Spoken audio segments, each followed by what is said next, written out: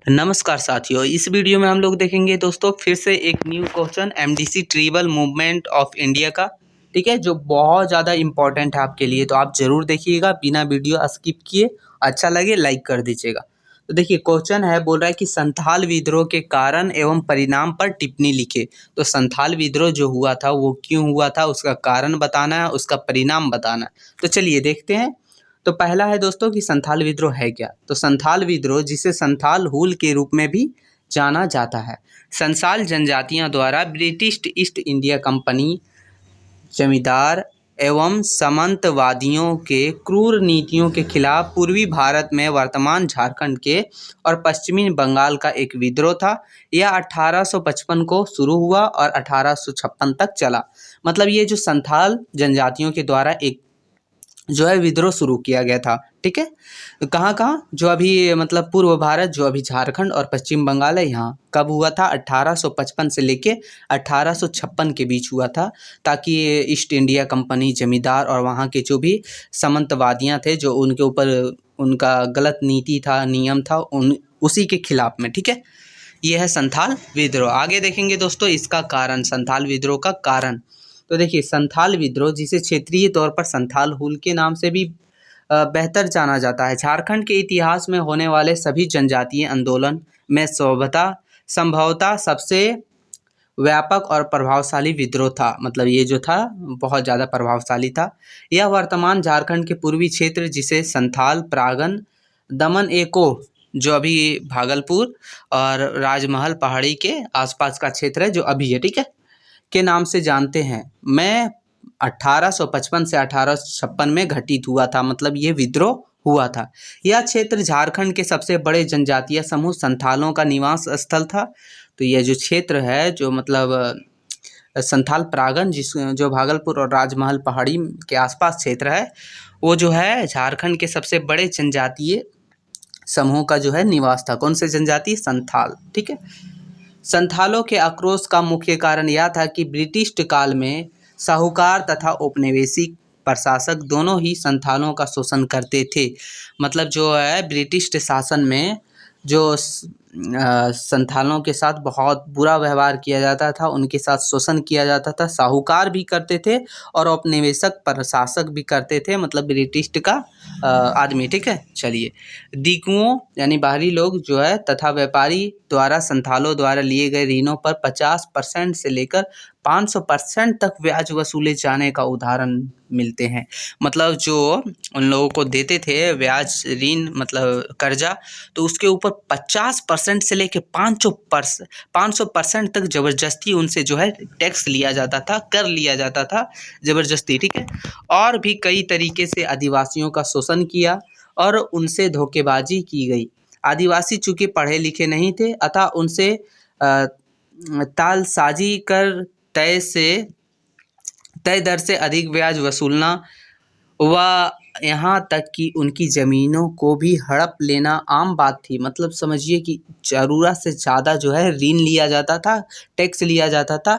इसी के साथ साथ दोस्तों जो है वो पढ़े लिखे कम थे, इनके कारण से उन लोगों का ज़मीन भी हड़प लिया जाता था। ठीक है, जब वे ऐसी शिकायतें लेकर प्रशासन या पुलिस के पास जाते थे तो उन्हें निराश की हाथ लगती थी। मतलब पुलिस भी जो है उनके शिकायत के ऊपर जो है नहीं देखता था, उनका शिकायत नहीं लेता था, और वहाँ से वो निराश होके घूमते थे, लौटते थे।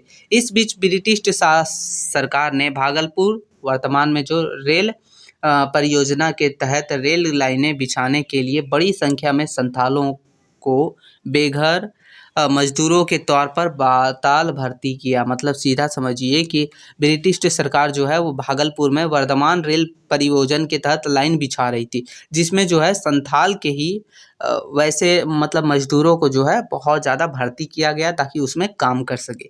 इस घटना से संथाल विद्रोह के तत्कालिक कारण का काम किया। मतलब ये जो है वो संथाल विद्रोह जो है तत्कालीन कारण का काम किया। ठीक है, संथाल विद्रोह होने का क्या क्या कारण है? पहला कारण है प्रशासनिक कारण। तो क्या हुआ था, चलिए देखते हैं। तो भागलपुर व वीरभूमि के कुछ क्षेत्रों को काटकर संथाल प्रागन के नाम से जिला बनाया गया, ये था। दूसरा कारण था कि संथाल प्रागन टेनेंसी या कश्तकारी एक्ट 1856 बनाया गया। इसके तहत संथाल जिले को नॉन रेगुलेशन जिला घोषित किया गया, जहां सामान्य कानून नहीं लागू होते थे। ठीक है, चलिए आगे है कि ग्राम प्रधान को मान्यता दी गई ताकि ग्रामीण अधिकारियों को पुलिस अधिकार प्रदान किए गए। आगे है कि संथाल परागण के लिए भागलपुर में कर्मिसर के अधीन डिप्टी कमिश्नर का पृथक पद सृजित किया गया। सामाजिक परिणाम, मतलब ये परिणाम है, ठीक है, मतलब जो विद्रोह के बाद क्या क्या फायदे मिले सो, तो यहाँ से आप देख सकते हैं कि इन लोगों को जो है नियम बनाया गया।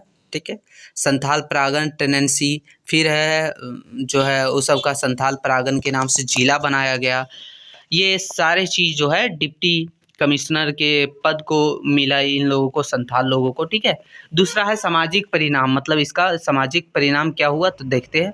तो सामाजिक परिणाम में होता है कि संथाल की पुरानी सामाजिक व्यवस्था, मांझी व्यवस्था को पुनः बहाल किया गया, फिर से मतलब उसकी व्यवस्था को लागू किया गया। संथालों के आंतरिक जीवन में हस्तक्षेप पर रोक लगाने के साथ ही धर्म परिवर्तन पर भी रोक लगा दिया, मतलब जो धर्म परिवर्तन हो रहा था वो ये संथाल विद्रोह के बाद इसे भी रोक दिया गया। ठीक है, और दीर्घकालीन परिणाम क्या हुआ तो देखिए 1855 से 56 के संथाल विद्रोह ने भविष्य के स्वतंत्रता, मतलब 1857 के स्वतंत्रता आंदोलन के लिए प्रेरणा व ऊर्जा का काम किया। मतलब ये जो किया था संथाल विद्रोह के बाद जो है 1857 के लिए जो स्वतंत्रता आंदोलन लड़ा जा रहा था उसके लिए जो है प्रेरणा और ऊर्जा का काम किया। कौन? संथाल विद्रोह। ठीक है, चलिए अब देखते हैं इसका कुछ निष्कर्ष है दोस्तों। बोल रहा है कि संथाल विद्रोह भले ही दबा दिया गया हो, लेकिन इस विद्रोह ने ब्रिटिश शासन को यह एहसास दिला दिया कि अब आदिवासी यानी जनजाति अंग्रेजों का अत्याचार नहीं सहेंगे और शोषण के विरुद्ध मिलकर लड़ेंगे। ये था संथाल विद्रोह। संथालियों ने अपने परंपरागत हथियारों के बदौलत ही अंग्रेजों को कड़ी टक्कर दी। उसने 1857 के विद्रोह को भी बल मतलब उससे जो है 1857 का जो विद्रोह था उसको भी बल मिला।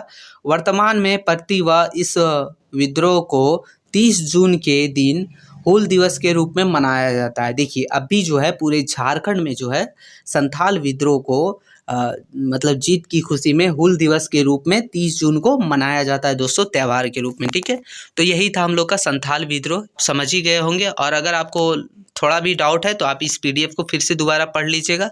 फिर मिलते हैं नई वीडियो में, तब तक के लिए जय हिंद।